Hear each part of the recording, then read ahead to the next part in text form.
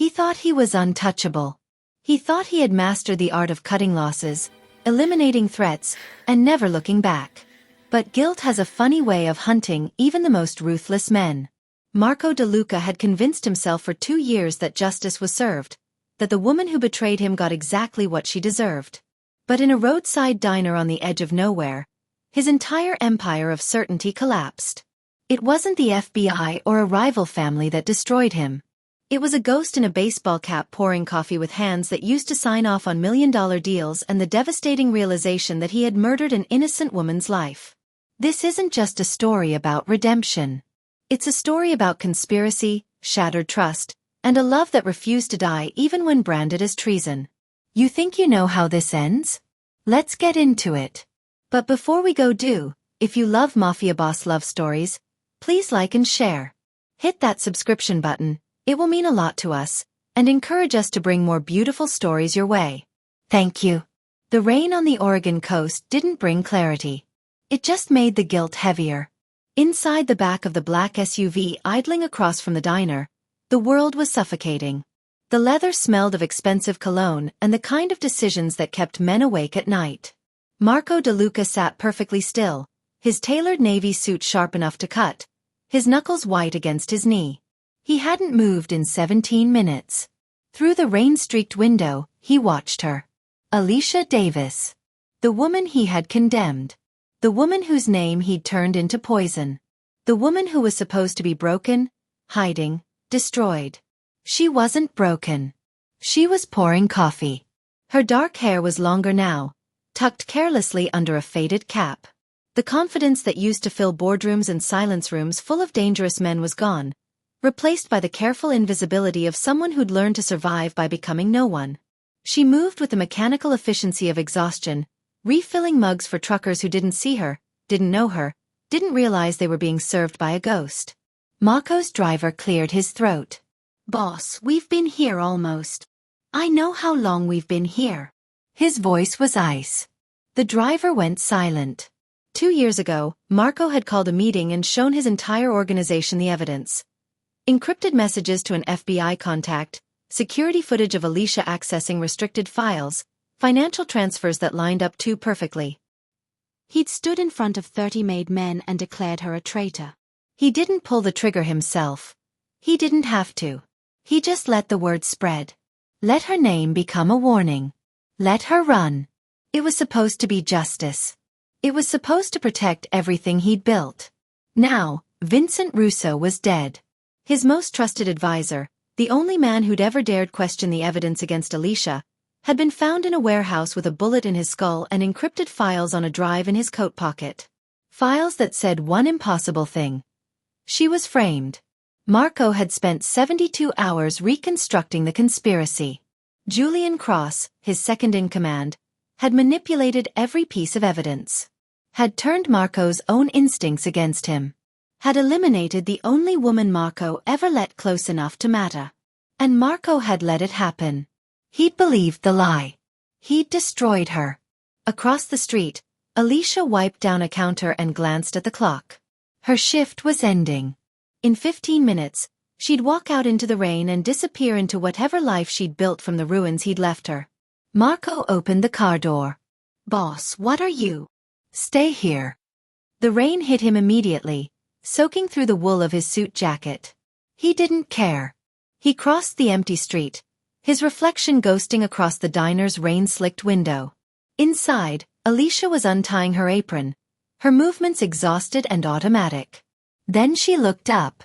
For 3 seconds, the world stopped. Her face went white. Her hand froze on the apron strings. Marco saw the exact moment recognition hit.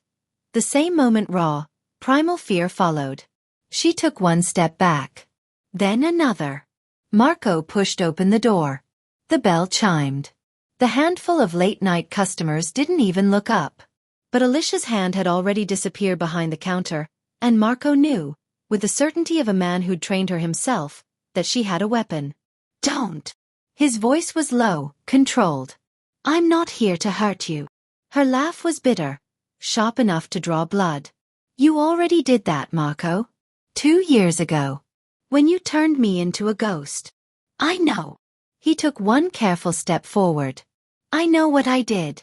I know what I believed. And I know I was wrong. Something flickered across her face. Shock, maybe, or disbelief. Her hand stayed behind the counter. Vincent is dead, Marco said quietly. He left evidence. Julian Cross framed you, Alicia. All of it, the messages, the footage, the transfers. He manufactured everything. And his voice cracked for the first time in 2 years. I believed him. I condemned you. I let them destroy you. The silence stretched like a wound. Then Alicia pulled her hand from behind the counter. No weapon. Just her fingers, trembling so slightly that only someone who knew her would notice. Get out, she whispered. Get out before I call the cops and tell them exactly who you are. I'm not leaving, Marco said. Not until you hear the truth. Not until I fix what I broke. You can't fix this. Her voice was steel-wrapped in exhaustion. You can't walk in here in your expensive suit and your guilt and expect me to forgive the fact that you believed I would betray you. That after everything we were, everything I gave you, you thought I was capable of selling you out. I was wrong. You were supposed to know me. The words hit like bullets. Marco had faced down rival families, federal investigations, assassination attempts. None of them had ever hurt like this. I did know you, he said quietly. That's why it destroyed me to believe you'd betrayed me. That's why I didn't pull the trigger myself. Because even when I thought you were a traitor, I couldn't. He stopped. Breathed.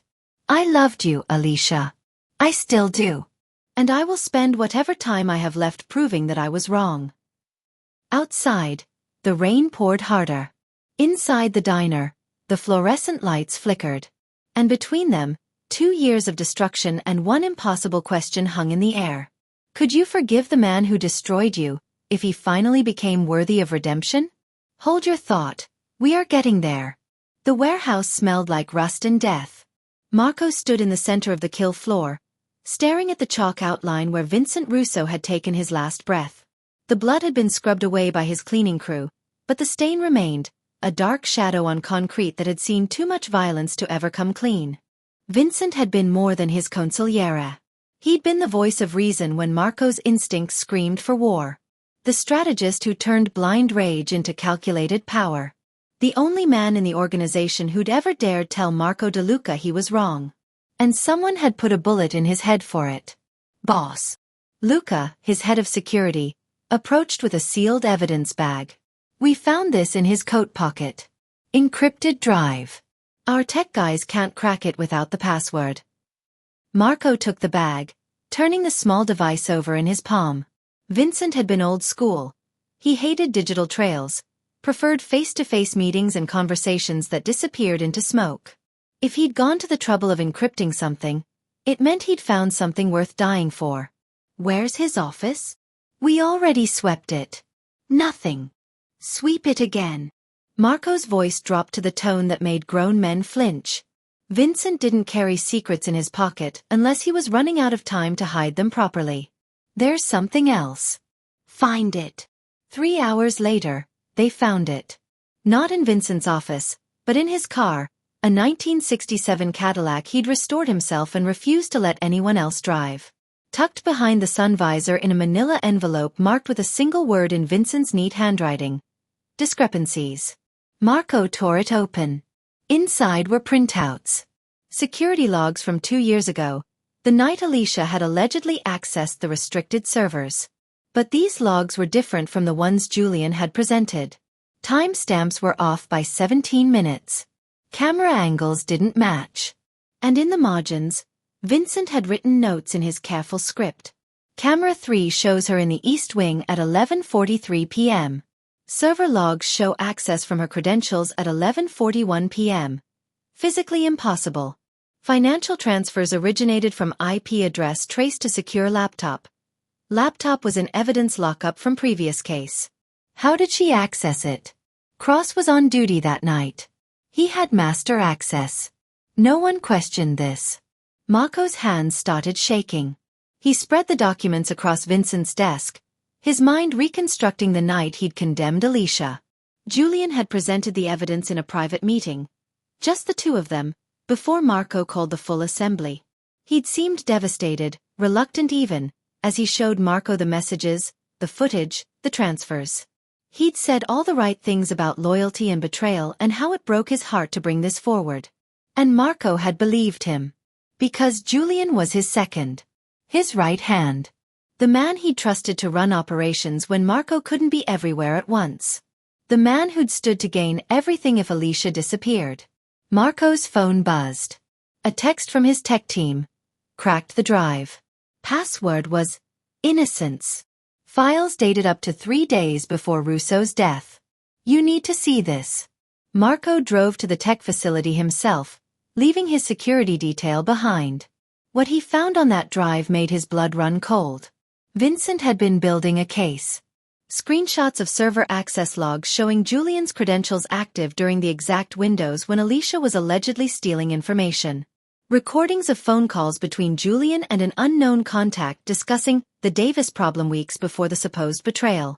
Financial forensics showing the transfers had been routed through 3 shell accounts, all of which traced back to Julian's network. And at the bottom of the files, a video recording. Vincent, looking exhausted and afraid, speaking directly into the camera. Marco, if you're watching this, I'm probably dead. Julian Cross framed Alicia Davis. I have proof. He's been positioning himself to take over, and she was the only person smart enough to see through him. I confronted him 2 days ago. He knows I know. If something happens to me, you'll know why. Don't let him win. Don't let an innocent woman pay for his ambition. Fix this. The video ended. Marco sat in the dark room, surrounded by evidence of his own catastrophic failure, and realized he'd destroyed the only woman he'd ever loved for a lie. And somewhere out there, Julian Cross was still breathing. That was about to change. The investigator's report landed on Marco's desk at 3 a.m. He'd been awake for 36 hours, running on black coffee and the kind of rage that burned cold instead of hot. The folder was thin. Too thin for 2 years of a woman's life. But then again, that was the point of disappearing. Subject located in Cannon Beach, Oregon. Operating under the alias Sarah Mitchell. Currently employed at 3 locations. Seaside Diner, waitress, night shift. Pacific Books and Coffee, stock/cleaning, early mornings. Harborview Inn, housekeeping, weekends. Residing in Efficiency Apartment above Hardware Store on Hemlock Street. No vehicle registered. No credit cards. Cash only. No known associates. Marco stared at the surveillance photos paper-clipped to the report. The first showed Alicia, Sarah, leaving the diner at dawn, her dark hair pulled back in a ponytail, shoulders hunched against the coastal wind. She wore a cheap canvas jacket and jeans worn thin at the knees. The woman who used to wear Valentino to strategy meetings now looked like she bought her clothes from thrift stores. Because she probably did. The second photo caught her at the bookstore, kneeling on the floor while she restocked the bottom shelf. Her face was turned away from the camera, but Marco could see the exhaustion in the curve of her spine, the mechanical way she moved through tasks that required nothing of her mind. The third photo made his chest tighten. Alicia sitting alone on the beach at sunset, her arms wrapped around her knees, staring at the ocean like it held answers she'd stopped believing in. The vibrant confidence that used to fill rooms was gone. What remained was something harder, sharper. The watchful stillness of prey that knows the predators are still hunting. Subject displays hypervigilance consistent with PTSD. Changes routes daily. Sits with back to walls. Check surroundings every 3 to 5 minutes. Avoids crowds. No social interactions beyond work requirements. Marco had done this to her. He'd turned a woman who commanded empires into someone who flinched at shadows. When did you take these? Marco asked without looking up. His investigator, Davis, no relation, shifted his weight. Yesterday. She's got a routine, but she varies it just enough that you can't predict her exact movements. Smart. She knows how to stay invisible. Because I taught her how. The words tasted like ash. Marco had trained Alicia himself when she'd first joined his organization 6 years ago. She'd been brilliant, fearless, sharp enough to see patterns others missed. He'd taught her how to read people, how to disappear if things went wrong, how to survive in a world that ate the weak. He'd never imagined she'd use those skills to hide from him. "There's something else," Davis said carefully. "She's got a gun. Glock 19, carried in a shoulder holster under that jacket. She knows we're watching, boss. 2 days ago, she looked directly at my surveillance position. Didn't run, didn't react. Just looked. Like she was deciding whether to disappear again or stand her ground." Marco's jaw tightened. She stayed. She stayed. Because Alicia Davis didn't run anymore. She'd already lost everything. Her career, her reputation, her identity. What was left to take? Marco stood, grabbed his coat. "Book me on the next flight to Portland. Private terminal. Boss, maybe you should send someone else first. Feel out the situation. She's armed, she's paranoid, and she has every reason to." "To what? Shoot me?" Marco's smile was cold. "She should. I destroyed her life based on a lie. If she puts a bullet in me, at least she'll get some justice." Davis looked like he wanted to argue but knew better. "What's the play here? I'm going to tell her the truth. And if she doesn't believe you?" Marco looked at the photos again. At the ghost of the woman he'd loved, now haunting a coastal town under a name that wasn't hers, working herself to exhaustion just to survive. "Then I'll spend however long it takes proving it to her. I owe her that much. I owe her everything." He grabbed the file and walked out, leaving Davis standing in the office. 3 hours later, Marco's plane touched down in Portland. By sunset, he was standing across the street from a roadside diner, watching through rain-streaked glass as Alicia Davis poured coffee with hands that once commanded his empire's financial networks. And for the first time in 2 years, Marco Deluca didn't have a plan. He only had the truth, and the faint, desperate hope that it might be enough. Marco found her at dawn, where the ocean met the sand in whispers instead of crashes. Low tide had left the beach stretched and empty, tide pools reflecting a sky caught between night and morning. Alicia stood at the water's edge, barefoot, her jeans rolled to her calves. From a distance, she looked peaceful. But Marco knew better. He could see the tension in her shoulders, the way her right hand stayed close to her side. She knew he was there. She'd probably known since he stepped out of his rental car a quarter-mile back. He walked toward her slowly, his expensive shoes sinking into wet sand with each step. The surf was loud enough to cover his approach, but he wasn't trying to hide. He'd done enough hiding from the truth. "You've gotten sloppy," Alicia said without turning around. Her voice carried across the empty beach, flat and cold. "I spotted your investigator 3 days ago. Took you long enough to show up yourself. I needed to be sure." "Sure of what? That I was broken enough? That I'd crawled far enough into the gutter?" She turned then, and Marco saw what the surveillance photos hadn't captured. The hollowness in her eyes, the sharp edges where softness used to live. "Congratulations, Marco. You won. This is what victory looks like." He stopped 20 feet away. Any closer and she'd bolt, or worse. "I came to tell you the truth. The truth." She laughed, bitter and sharp. 2 years too late, but sure. "Let's hear it. Julian framed you." All of it, the security footage, the messages, the transfers. Vincent was investigating before he was killed. He left evidence. Proof that you were innocent. For 3 seconds, she didn't move. Then her hand went to her jacket. When it came back out, she was holding a Glock. The barrel pointed directly at Marco's chest. Her hands didn't shake. He'd trained her too well for that. "That's a good story," she said quietly. "Real convenient timing too. Vincent's dead, so he can't contradict you. Julian's probably cleaning up loose ends as we speak. And here you are, asking me to trust you again. To believe that the man who condemned me without trial suddenly grew a conscience. It's not about conscience." Marco kept his hands visible, non-threatening. "It's about the fact that I destroyed you for a lie, and I can't live with that anymore." "You can't live with it?" Her voice cracked like a whip. "You got to keep your empire, your reputation, your life. I lost everything. My career, my name, She stopped, her jaw clenching. Do you know what you really took from me, Marco? Tell me. My ability to trust that I could ever be loved without suspicion. The gun didn't waver. I gave you everything. My loyalty, my mind, my heart. All of it. And the second someone whispered that I might be a threat, you believed them. You didn't question it. You didn't ask me.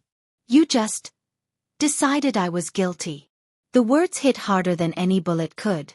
I was your lieutenant. Your partner.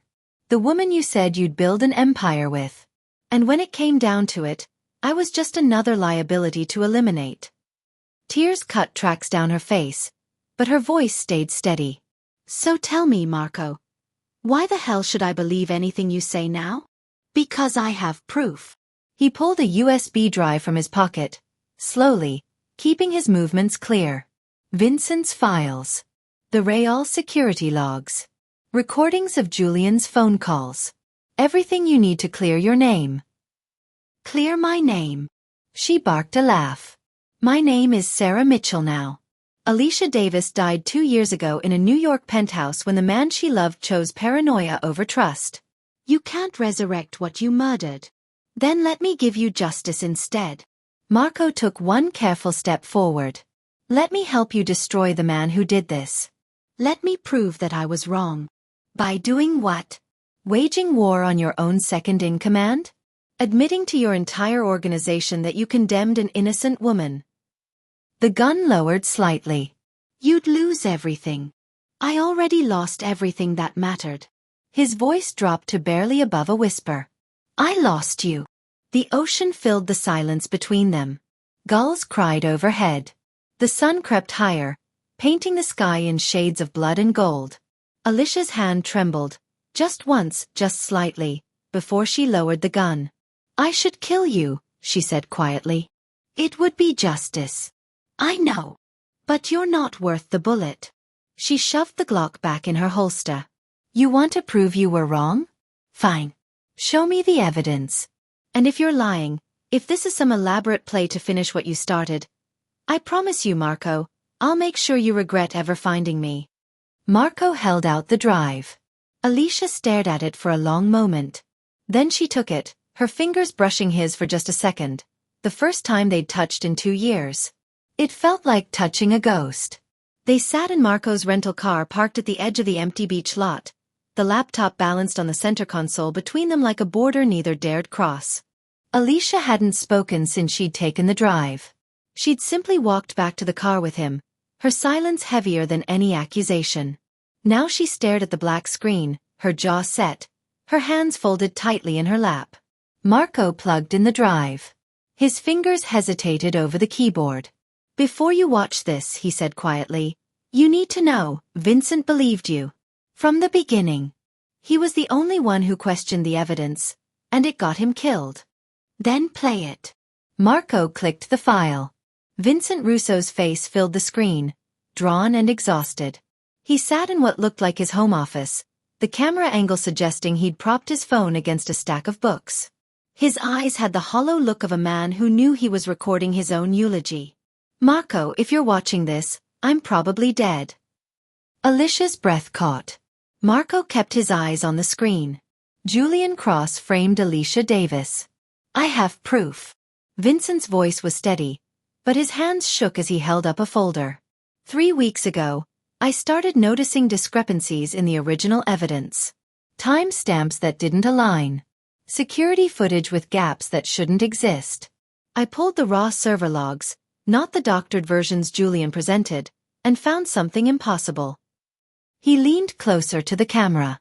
Alicia's credentials showed access to restricted files at 11:41 p.m. on the night in question.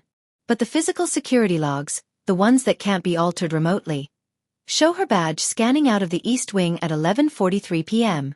She was photographed by hallway cameras a quarter mile away from the server room at the exact time she was supposedly stealing classified information. Alicia's hand moved to her mouth. It gets worse, Vincent continued. The financial transfers that allegedly went to an FBI contact? They originated from a secure laptop that was sitting in our evidence lockup from a previous case. Alicia never touched it. but Julian Cross signed it out for routine maintenance 2 days before the transfers occurred. The old consigliere's face hardened. I started digging into everyone who had the access and expertise to fabricate this evidence.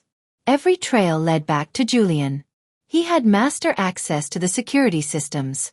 He controlled which footage got archived and which got corrupted. He was on duty the night of the alleged betrayal. And he stood to gain everything if Alicia disappeared. Vincent paused, his expression shifting to something like sorrow. She was the only person in the organization smart enough to see through him, Marco. The only one who could have challenged his rise to power. So he eliminated her. And we. His voice cracked. We helped him do it. Alicia's hands had started shaking. Marco wanted to reach for her but didn't dare. I confronted Julian 2 days ago, Vincent said. Showed him what I'd found. He didn't deny it. Just smiled and told me I should be careful about accidents. That's when I knew. He's going to kill me. And if something happens to me, you'll know I was right. The old man leaned back, suddenly looking ancient. I'm leaving this evidence in 3 places. If you're watching this, you found at least one. The others are with my lawyer and with Father DeMarco at St. Anthony's. Use them. Expose Julian. And for God's sake, Marco, find Alicia Davis and tell her I'm sorry. Tell her some of us never stopped believing she was innocent. Tell her. The recording cut to black.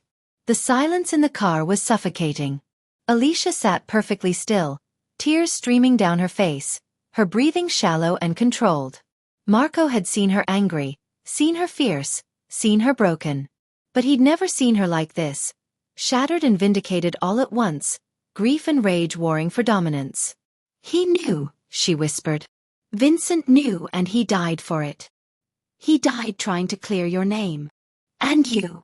She turned to him, her eyes blazing through tears.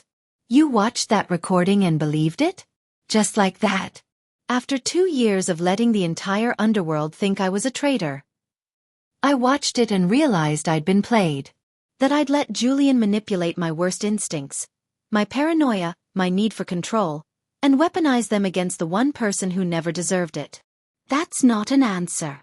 Yes, Marco said quietly. I believed it. Because Vincent never lied to me in 30 years.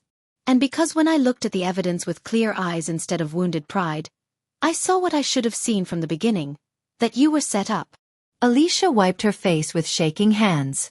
How many others? What? How many others questioned my guilt? How many people did Julian eliminate to protect his lie? Marco's jaw tightened. Vincent found 3 other bodies. Made to look like accidents, overdoses, gang violence. All of them were people who had access to the original evidence or who'd expressed doubts about the case against you. 3 people. Her voice went deadly quiet. Julian murdered 3 people to frame me. And you gave him the power to do it. The accusation hung between them like a blade. I know, Marco said. And I'm going to make him pay for every single one. They moved to Alicia's apartment because Marco's surveillance team had made her rental too exposed. The efficiency above the hardware store was exactly what Marco expected. Sparse, temporary, the kind of space you could abandon in 60 seconds if someone came through the door. A mattress on the floor. A hot plate. Clothes folded in a duffel bag that never got unpacked. No photos, no personal items, nothing that said a life was being lived here. Just survival. Alicia made coffee in silence while Marco stood by the single window, watching the street below. When she handed him the mug, their fingers didn't touch. I'm not doing this for you, she said. I know. Vincent was a good man. He was the only one who looked me in the eye the day you condemned me and said, I don't believe it. Everyone else just turned away. She sat on the edge of the mattress, cradling her own mug. He came to see me. The night before I ran. Told me to disappear before things got worse. Gave me $5,000 in cash and a burner phone. Marco's chest tightened. Vincent had never told him that. He said, the truth has a way of surfacing, but you need to be alive when it does. Alicia's voice cracked. I told him I didn't run from fights. He said, "This isn't a fight, Alicia. This is an execution. Live to fight another day. He saved your life. And lost his trying to clear my name." She looked up, her eyes hard. "So yes, I'll help you destroy Julian Cross. Not because I forgive you. Not because I trust you. But because I owe Vincent justice, and I'm the only person who knows Julian's playbook well enough to beat him." Marco nodded. "What do you need?" "Access to the files Vincent left with his lawyer and the priest. I need to see everything. The original evidence, the doctored versions, the financial trails. I need to understand the full scope of the conspiracy." "Done. What else?" "Information on Julian's current position. His allies, his operations, his vulnerabilities. If we're going to expose him, we need leverage that goes beyond Vincent's evidence. We need to make it impossible for him to squirm out of this." "He's consolidated power since you left," Marco said. "Controls the port operations, has the city councilman in his pocket, runs protection for half the businesses in Lower Manhattan. He's made himself indispensable. Then we make him dispensable." Alicia stood, her strategic mind already working. Julian's weakness has always been his ambition.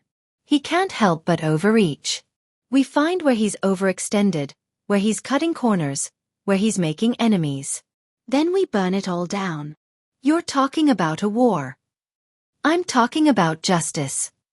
Her voice went cold. "Julian murdered 4 people to steal my life and climb over their bodies to power.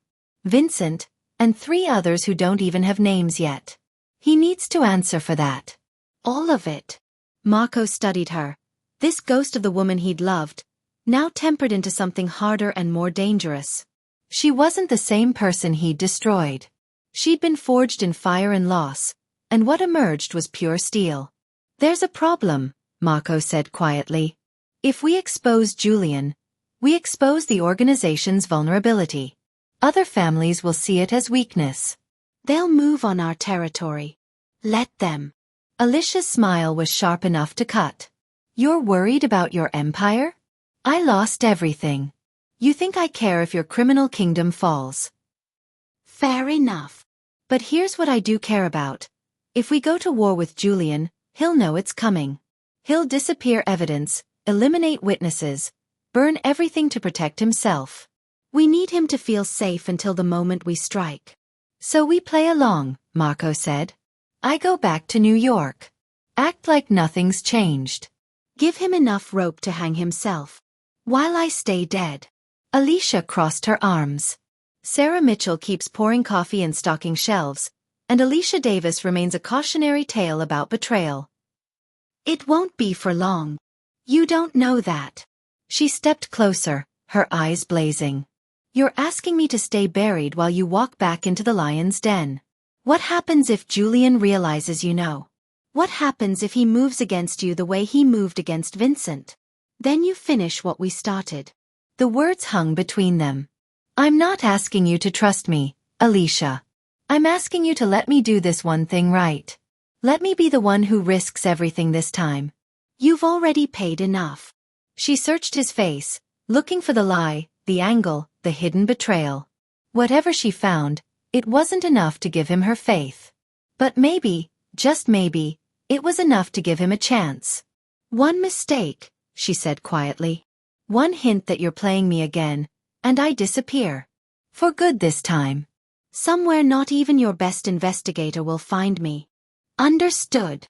And when this is over, when Julian's destroyed and Vincent has his justice, we're done.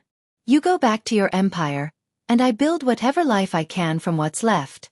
We don't see each other again." The words cut deeper than any blade, but Marco nodded. "Deal." Alicia held out her hand. Marco took it. And in that moment, the impossible alliance was born. The mistake came at 2 a.m. on Marco's 3rd night back in New York. He'd returned to the city playing the role perfectly. Business as usual, meetings with the families, strategy sessions with Julian like nothing had changed. But he'd checked his encrypted phone one time too many, in Julian's line of sight, with a message from an Oregon area code still visible on the lock screen. Julian's expression hadn't changed. He'd simply smiled and continued talking about the port expansion. But Marco knew. In that instant he knew. He tried calling Alicia. The line went straight to voicemail. He tried the burner number Vincent had given her. Nothing. His pulse hammered as he excused himself from the meeting and dialed Davis, his investigator. Get to Cannon Beach. Nah. She's compromised. Boss, I'm in Brooklyn. I don't care if you're in fucking Alaska. Move. Marco was already heading for the door when Julian's voice stopped him. Emergency. Marco turned. Julian stood in the doorway of the conference room, his posture casual, but his eyes were predator-sharp.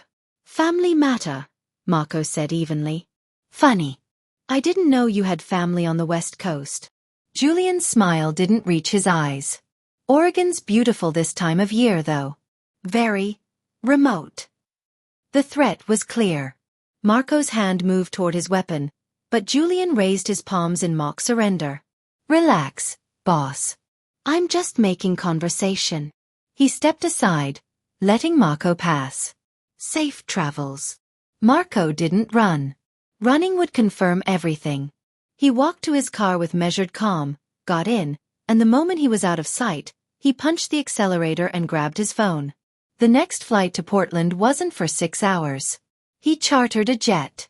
It would still take 5 hours to get there. Alicia had maybe 2. The kill squad hit at 2:47 a.m. Pacific time. Alicia woke to the sound of footsteps on the external staircase. Too heavy, too many. Wrong rhythm for the elderly couple who owned the hardware store below. She was off the mattress with her Glock in hand before her conscious mind fully engaged. 3 seconds to pull on jeans and boots. 5 seconds to grab the go-bag she kept packed. 7 seconds to reach the window that led to the fire escape. She was halfway through when the door exploded inward. 2 men, professional, armed with suppressed weapons. She fired twice without hesitation. Muscle memory from the hundreds of hours Marco had drilled into her years ago. 1 man went down. The other dove for cover. Alicia was already moving, out the window and down the fire escape. Her bare feet hit wet metal and she nearly slipped, caught herself, kept going. Behind her, footsteps pounded. Ahead, the alley opened onto the street, where 2 more men were waiting. She changed direction mid-stride, vaulting over a dumpster and crashing through a wooden fence into the neighboring property. Splinters tore her arms. She didn't slow. The safe house protocol Vincent had taught her. When they find you, you run east. East meant the beach, meant open ground, meant... Headlights flooded the street ahead. A black SUV skidded to a stop, door already opening. Alicia raised her weapon, prepared to go down fighting. Then Marco stepped out. Get in. She didn't think. She ran. The car was still moving when she threw herself into the passenger seat. Marco's hand came up with a Beretta, firing over her head at the 2 men who'd rounded the corner behind her. 1 dropped. The other took cover. How many? Marco's voice was ice-cold, combat-focused. 4. Maybe 5. Professional. Julian's cleanup crew. He yanked the wheel hard, the SUV fishtailing as suppressed rounds punched through the rear window. Safety glass spiderwebbed but held. Marco accelerated out of the residential area, heading for the coast highway. They'll have the road blocked, Alicia said, checking her magazine. 4 rounds left. I know. Sure enough, a quarter-mile ahead, another SUV blocked the northbound lane. Marco didn't slow. He aimed straight for it. Marco! Hold on. At the last second, he cut the wheel hard right, taking them off the road and onto the beach access path. The SUV bucked and slammed over the curb. Behind them, muzzle flashes lit up the night. They hit the beach at 60 miles an hour, sand spraying, the vehicle barely maintaining control. Marco drove like a man possessed, following the hard-packed sand at the waterline while rounds punched through metal and glass. Alicia returned fire through the shattered rear window, methodical, controlled. 2 shots. 3. One of the pursuing vehicles swerved and rolled. Then her slide locked back. Empty. Here. Marco threw her his backup piece without looking. She caught it, racked the slide, kept firing. They made it half a mile before Marco's SUV hit soft sand and the wheels started spinning. He didn't stop to fight it. Just grabbed the bag from the back seat and kicked his door open. Move! They ran into the pre-dawn darkness, into the dunes and sea grass, the sound of engines and shouting behind them. Marco pulled her behind a rocky outcropping just as the shooting started in earnest. It was brutal and efficient. Marco moved like the killer he'd always been, every shot precise, every movement calculated. He'd brought enough ammunition to fight a small war, and that's exactly what he gave them. When the silence finally came, it was broken only by waves and their ragged breathing. For bodies lay scattered across the beach. Marco was bleeding from his shoulder. Alicia had taken shrapnel in her leg. "You came back," she said quietly, the adrenaline starting to fade. "I told you. I'm not letting anyone hurt you again. Not Julian. Not anyone." She looked at him then, really looked at him.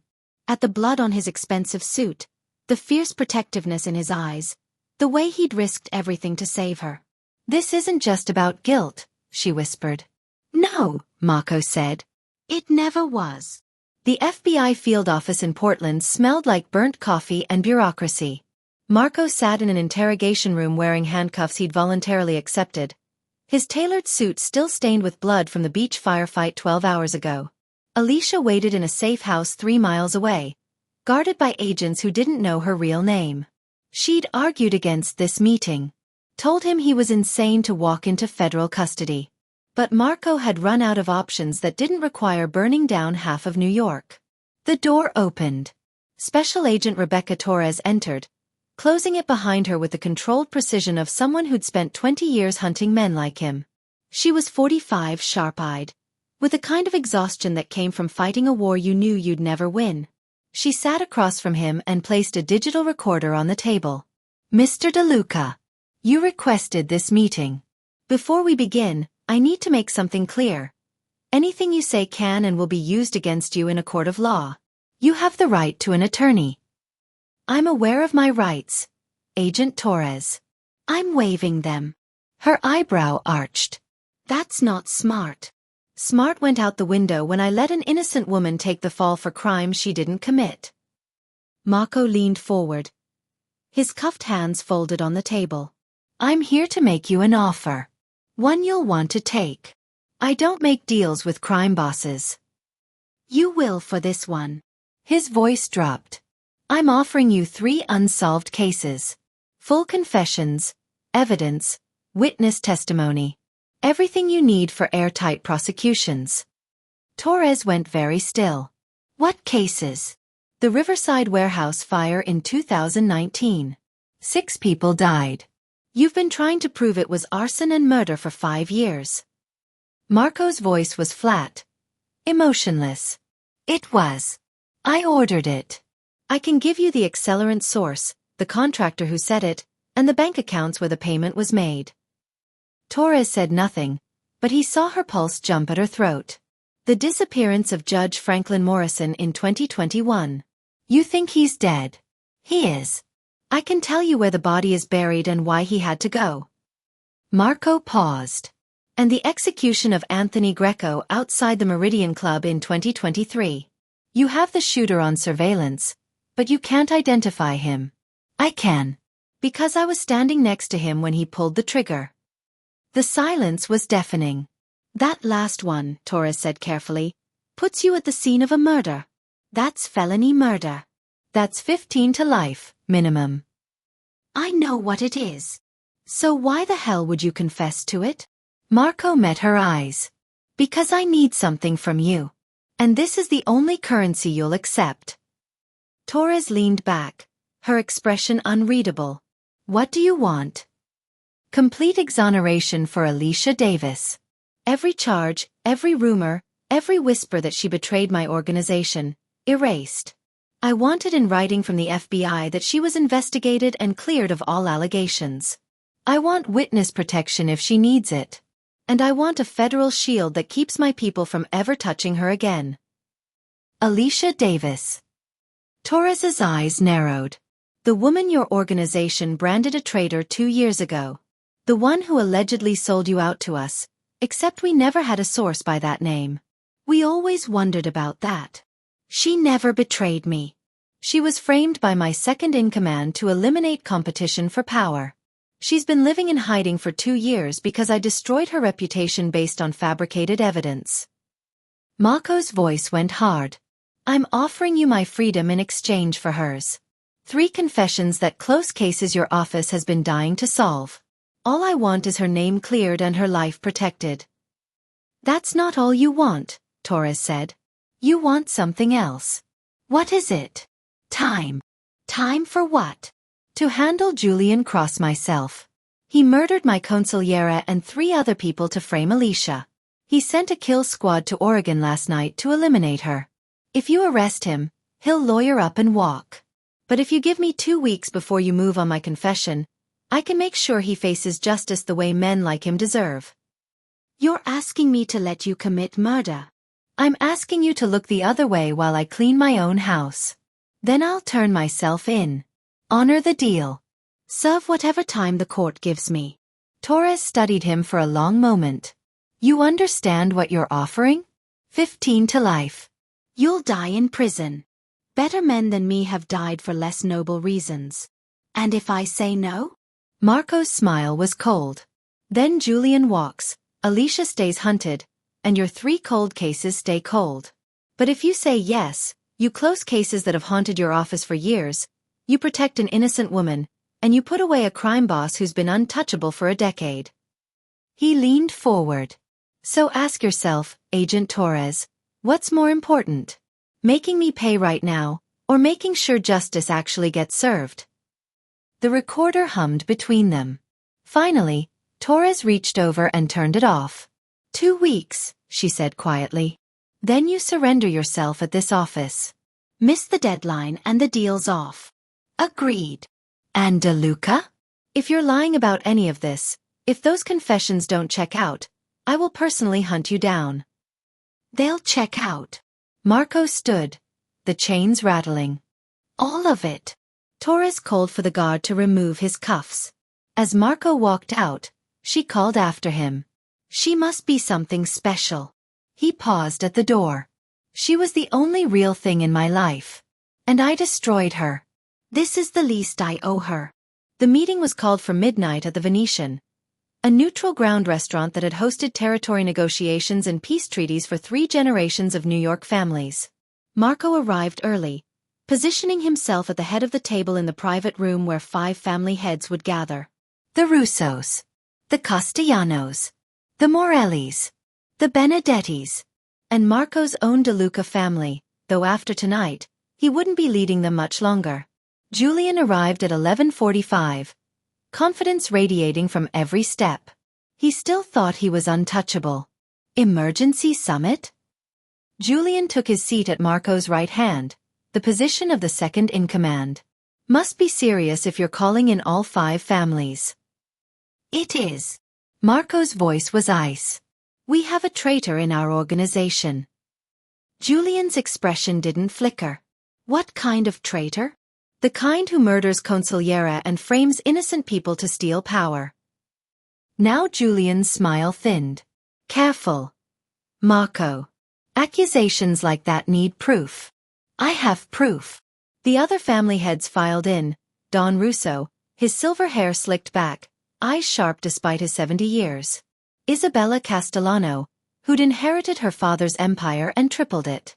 Marcus Morelli, built like a boxer, with hands that had killed before they signed contracts. And Anthony Benedetti, the youngest Don, hungry and watching everything.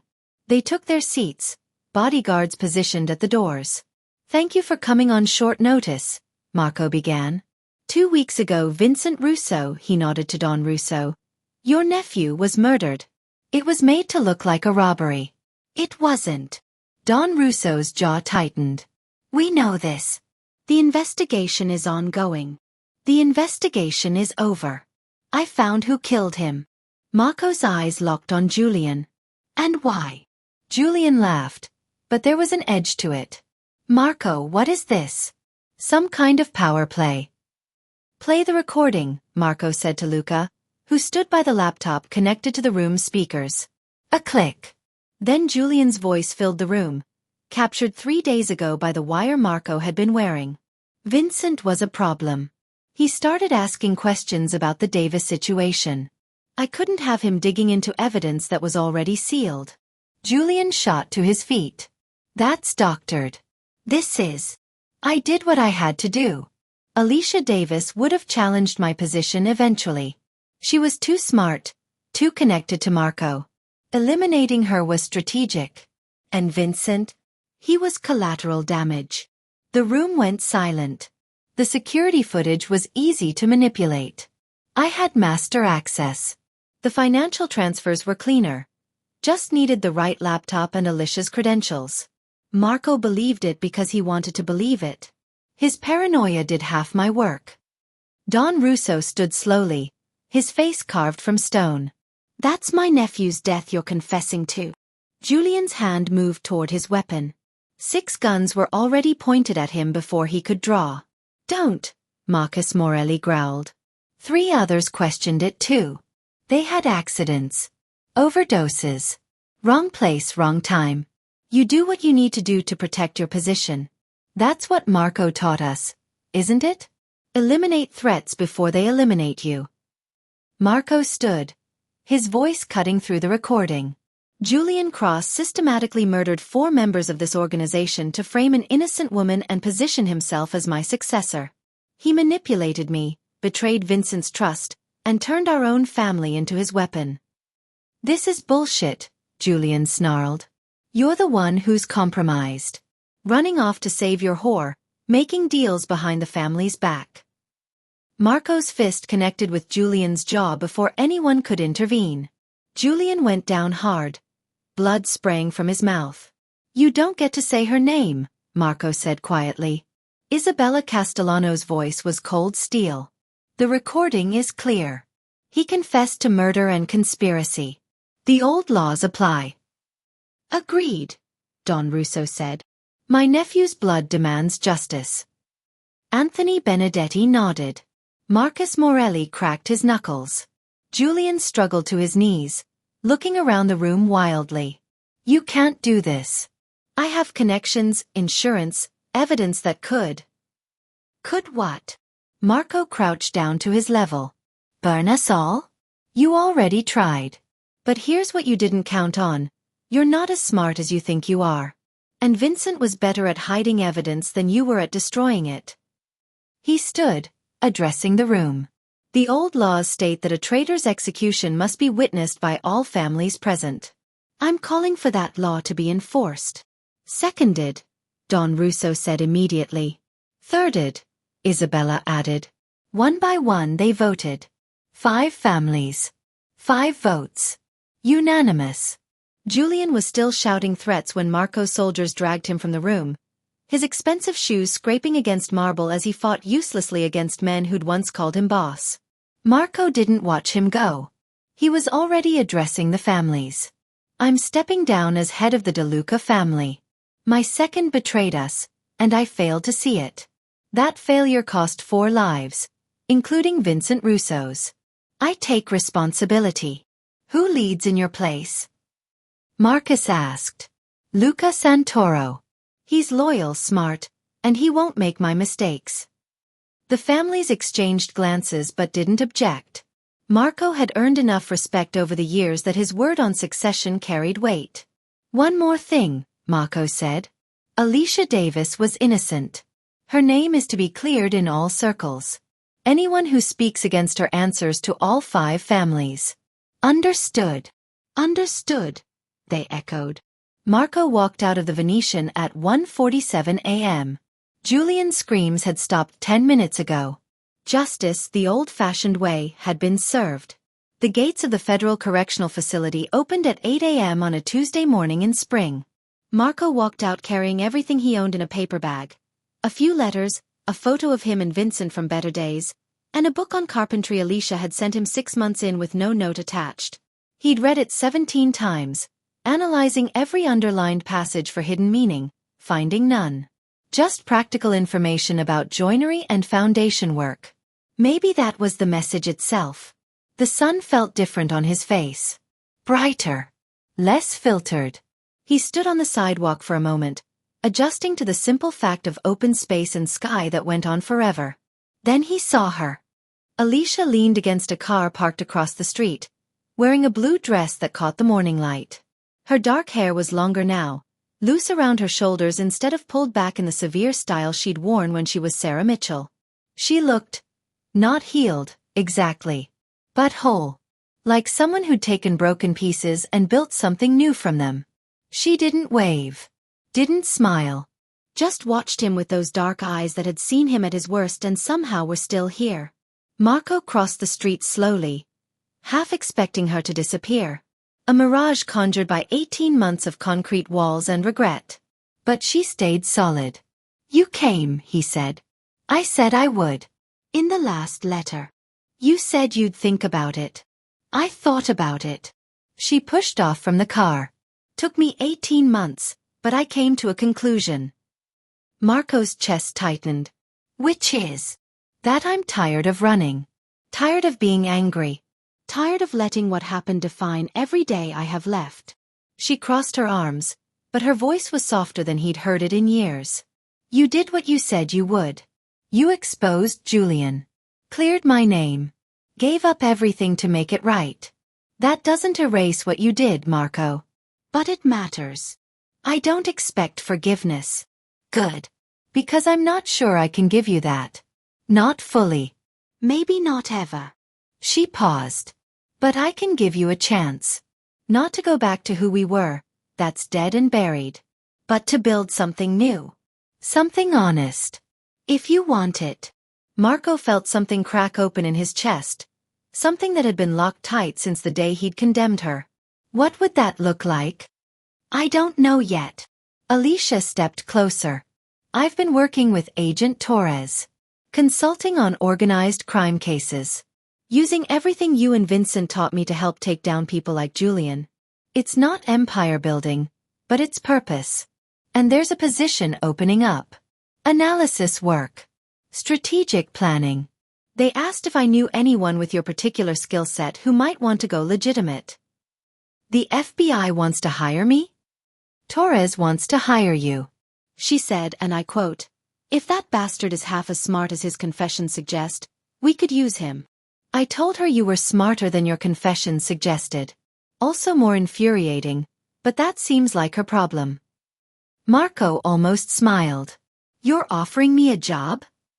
"I'm offering you a purpose that doesn't involve ruling through fear. And maybe, eventually, I'm offering more than that. But we start small. We start honest. We see if there's anything left worth saving between us." The morning traffic hummed around them. Somewhere nearby, a coffee shop was opening, the smell of espresso drifting across the street. Normal life. Legal life. The kind of life Marco had never imagined wanting. "I spent 18 months thinking about what I'd say to you," he said quietly. "Rehearsed 100 different speeches. But standing here now, there's only one thing that matters." He met her eyes. "I love you. I loved you when I was too broken to see past my own paranoia. I loved you when I thought you'd betrayed me. And I love you now, knowing I don't deserve a second chance but grateful beyond words that you're offering one anyway." Alicia's expression softened. Just slightly, just enough. "I loved you too," she said. Past tense. "What I feel now. I don't have a word for it yet. It's not the same love. It's more complicated. More scarred. But it's real. And maybe that's enough to start with." She held out her hand. Not an embrace. Not forgiveness. Just an offered hand, an open door, a chance. Marco took it. Her fingers were warm in his, solid and alive.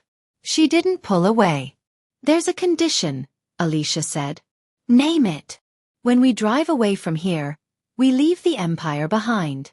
The power plays, the violence, the kingdom building. All of it. We build something smaller. Something that doesn't cost lives." "Deal. And you have to learn to make decent coffee. The stuff you used to make was criminal." This time, Marco did smile. "That might be harder than going straight. Guess we'll find out." She opened the passenger door of her car, a modest sedan, Nothing like the armored luxury he used to travel in.